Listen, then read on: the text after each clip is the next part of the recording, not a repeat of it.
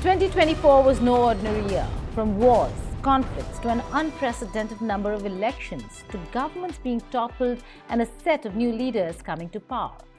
This year has been quite interesting. As we come to an end of this year, we'll be focusing on the top stories of 2024.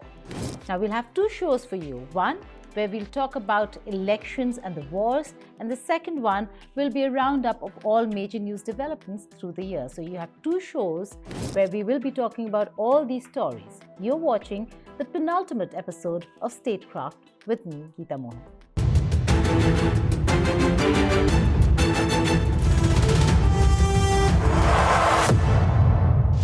This year, across the globe, has been dubbed as the Year of the Vote. With over 80 nations holding elections, more than half of humanity participated in selecting their leaders. A record was made in democratic history. From bustling metropolises to rural villages, from established democracies to fragile states, the year became a litmus test for political systems, the resilience of democracy and the collective voice of billions. From India to the United States of America and UK to Pakistan, democracy was tested as more people voted than in any year before. As we welcome 2025, let's take a look into the political roller coaster of 2024, where every corner of the world had its moment under the democratic spotlight. January set the stage for what was described by many as democracy's make or break moment. The stakes couldn't have been higher as countries grappled with issues ranging from economic instability to the erosion of civil liberties. Analysts across the board debated whether democracy, a system revered for centuries, could endure the political, social, and economic upheavals of modern world. By the end of the year, one thing was clear: 2024 had been a double-edged sword. It showcased both the triumphs and people's power and the threats that continue to plague democratic systems. In the world's largest democracy, India, general elections from April to June became a spectacle of both scale and significance. Over 900 million eligible voters participated in the process, highlighting the vibrancy of Indian democracy. Prime Minister Narendra Modi's Bharatiya Janata Party secured a third consecutive term but faced a humbling setback. Narendra Modi-led National Democratic Alliance had set a target of winning 400 seats in the Lok Sabha. However, the bloc missed the mark and bagged only 292 seats. BJP won 240, a decline from the 303 it boasted in the previous election in 2019.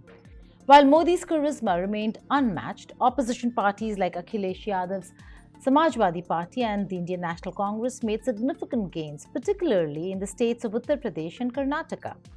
The election also marked a historic return of democracy to Jammu and Kashmir, with assembly elections being held for the first time after almost a decade.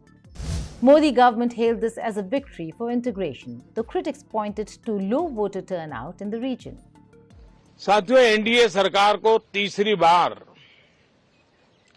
देश की सेवा करने का देशवासियों ने आदेश दिया है, अवसर दिया है। मैं देशवासियों का फिर से एक बार ये अवसर देने के लिए हृदय से आभार व्यक्त करता हूं और मैं देशवासियों को विश्वास देता हूं कि पिछले 2 टर्म में जिस गति से देश आगे बढ़ा है, समाज के हर क्षेत्र में परिवर्तन साफ साफ नजर आ रहा है।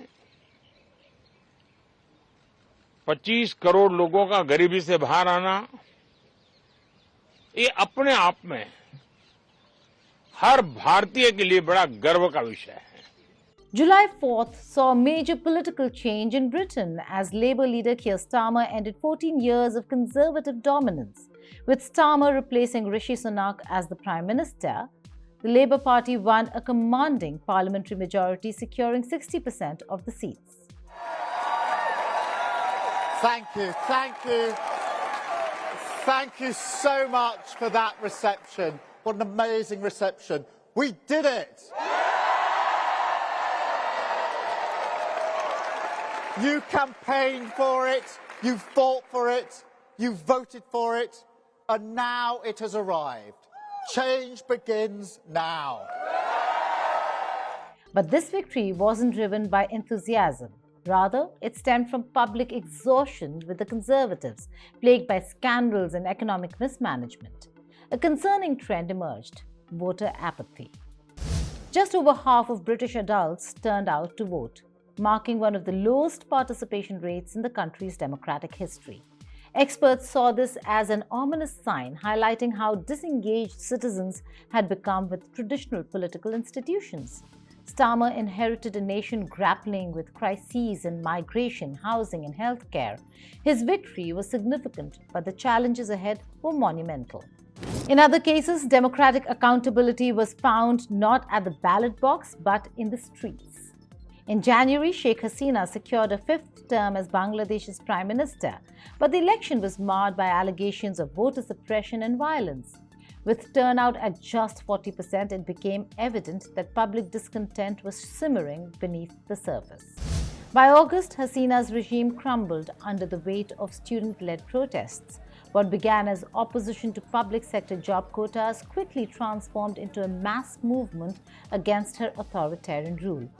Forced to resign and flee the country, Hasina's downfall became a symbol of people's power reclaiming democracy.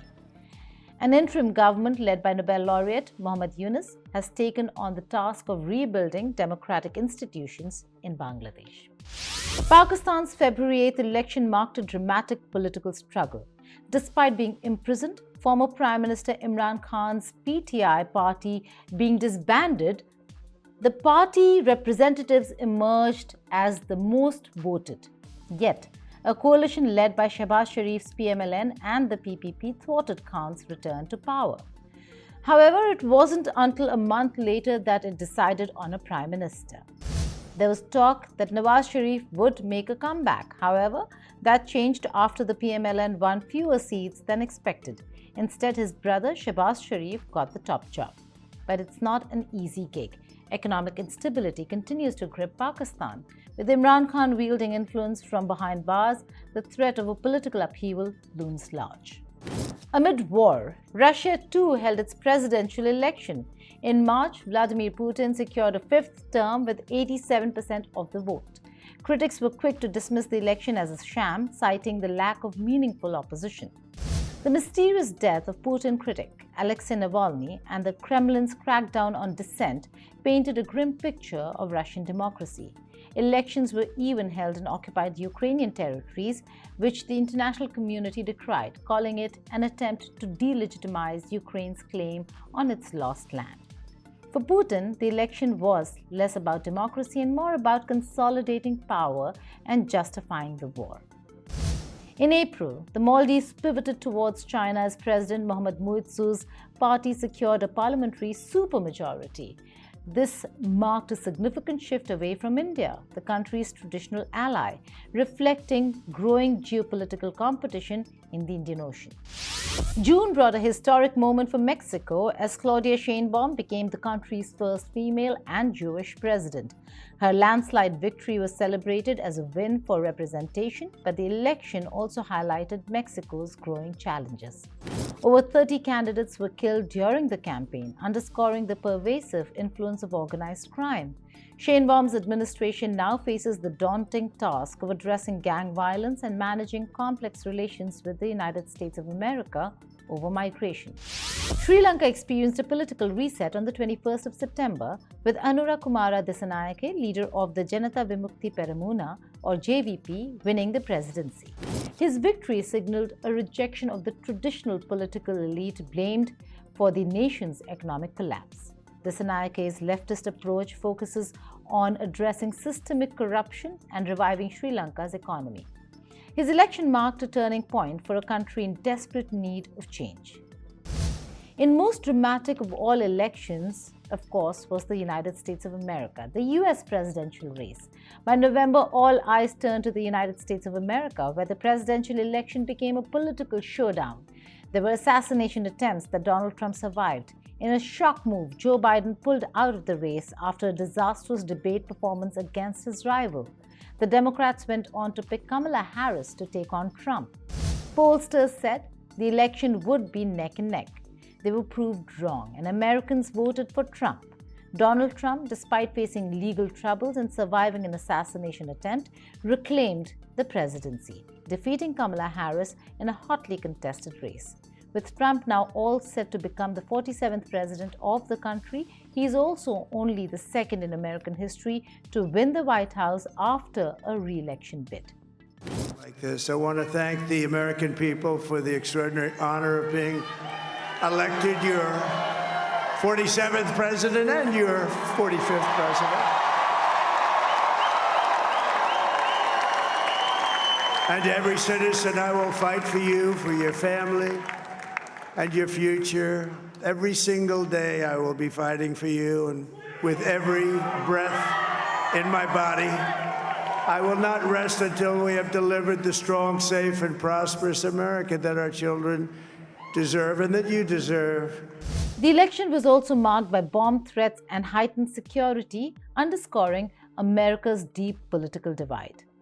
Republicans also gained control of both houses of Congress, signaling a sharp shift in the nation's direction.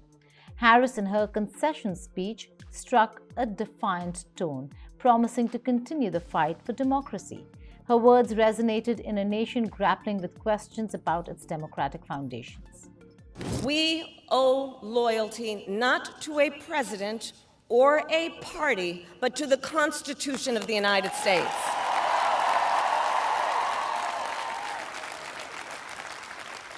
And loyalty to our conscience and to our God.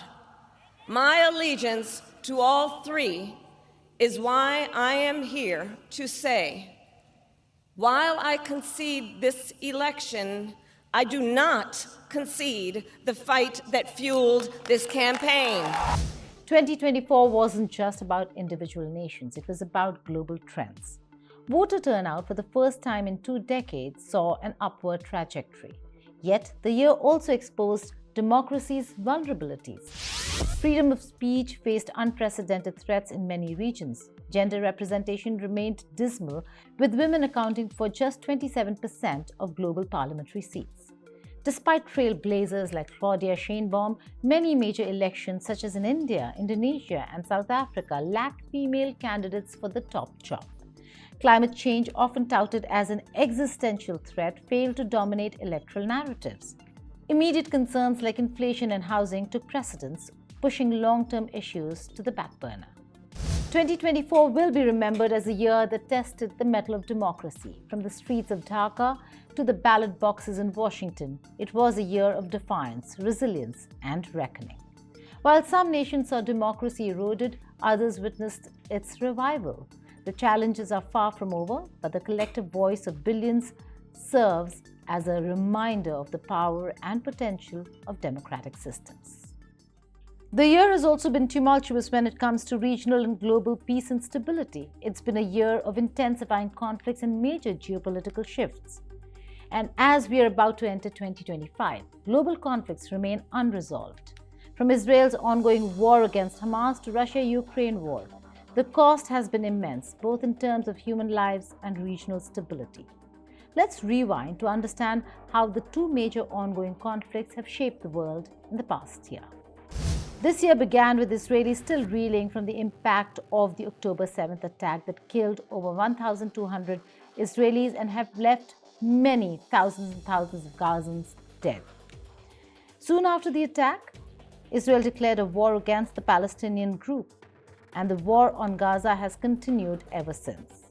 2024 began with mounting tensions following an interim ruling by the International Court of Justice ordering Israel to do everything to prevent acts of genocide. But the order was neither followed in spirit nor in letter.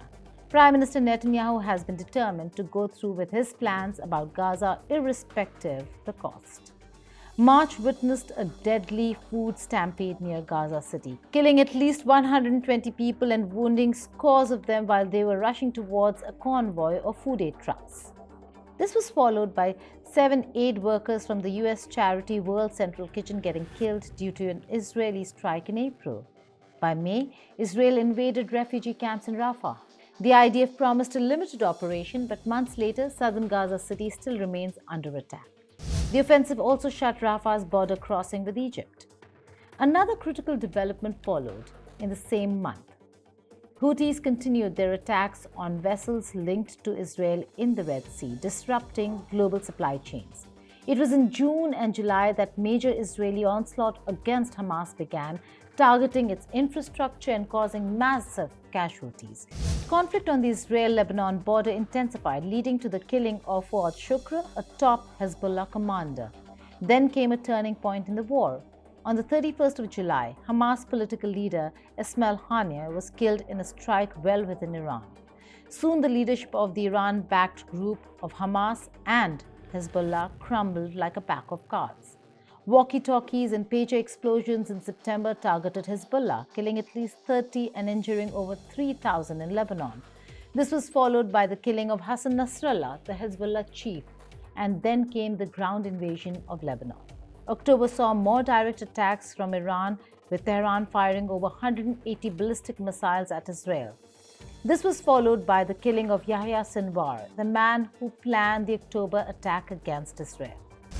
The International Criminal Court issued arrest warrants for Israeli Prime Minister Benjamin Netanyahu and his Defense Minister Yoav Gallant. On the negotiations front, Qatar decided to no longer host the political office of Hamas, while Israel and Hezbollah agreed on a ceasefire to end the 13-month conflict. As 2024 draws to a close, the war shows no sign of resolution still. Israel claims to have neutralized over 70% of Hamas's military capabilities, but the group remains operational.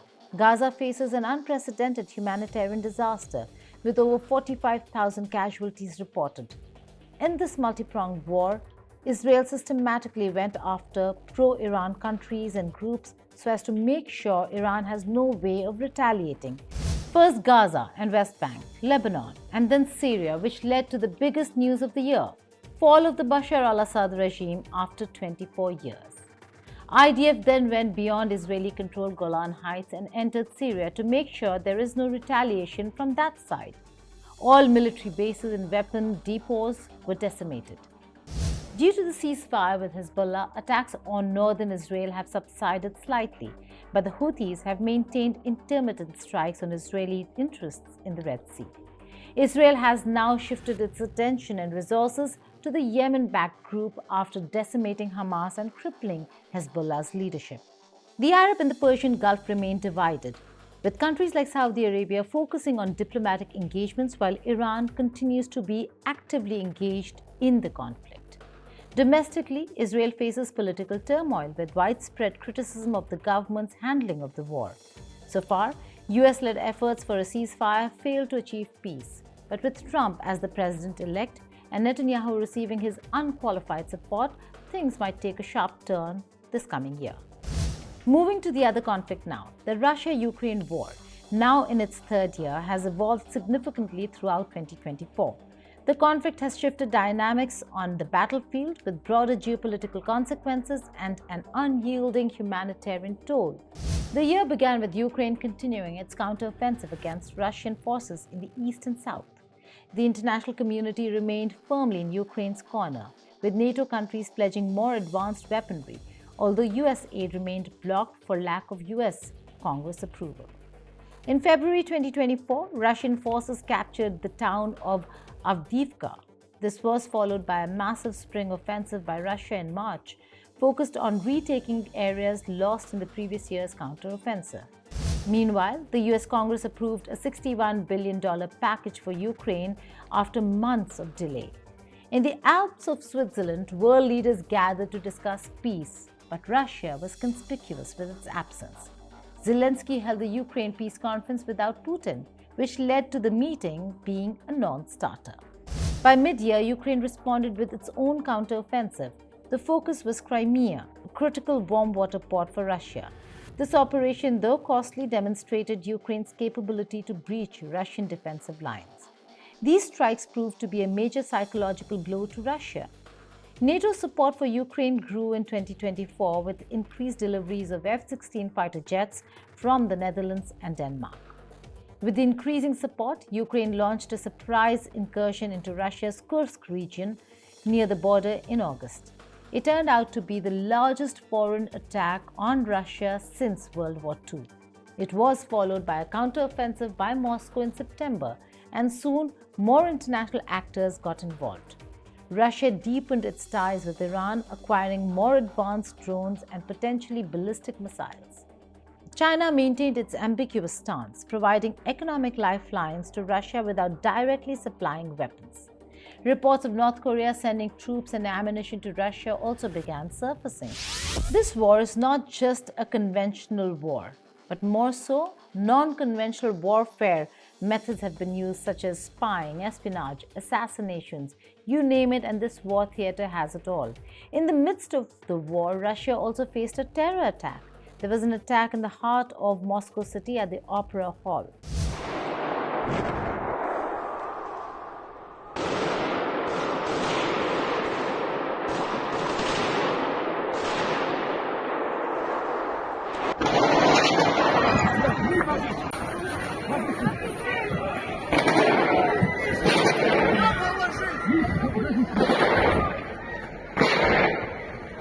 145 people were killed, the assailants were taken out or captured.